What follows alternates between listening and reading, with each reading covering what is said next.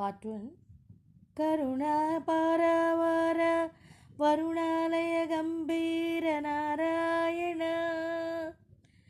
కరుణాపారవార రినిరిగ గ గ వరుణాలయ గంభీర గగ గగ రే గ నారాయణ రే గగ నిద నీరి రి రే రే రే నవనీరద సంకాశ నిరి నిరి నీరి రి ని కృత కలి కల్మషనాశన నిరిగ గరిగ నారాయణ. ఒకసారి మళ్ళీ సాహిత్యం. కరుణాపారవార వరుణాలయ గంభీర నారాయణ నవనీరద సంకాశ కృత కల్మషనాశన నారాయణ. ఈ రకంగా నారాయణ నారాయణ జయ గోవింద హరే గోవింద హరే. నారాయణ నారాయణ జయ గోపాల హరే గోపాల హరే. Thank you. చాలా బాగుంటుందండి వేడి మీద వాయించినా కానీ.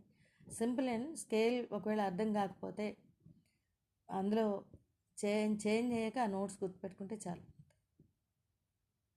అర్థం చేసుకోవడానికి ట్రై చేయండి.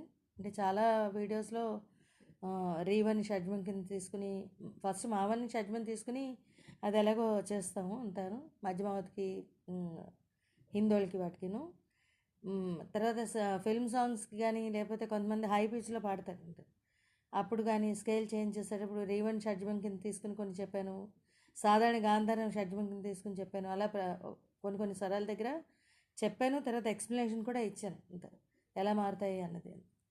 అర్థం చేసుకోవడానికి ట్రై చేయండి. ఫస్ట్ మావన్ని షడ్జం కింద తీసుకుని అది రాసుకోండి వరుసగా. మావన్ మాటు పా దావన్ దాటు అలా వరుసగా రాసుకుని మావన్ కిందనే సా, మాటు కిందనే రీవన్,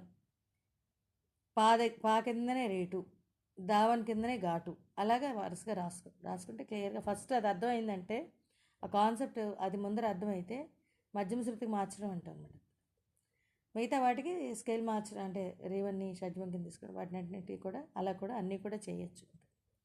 ఎందుకంటే ఆ ట్యూన్ రావాలి అంటే వాళ్ళు పాడిన దానికి ఆ ట్యూన్ రావాలి అంటే మనం మార్చాలి, స్కేల్ మార్చాలి. Okay, thank you.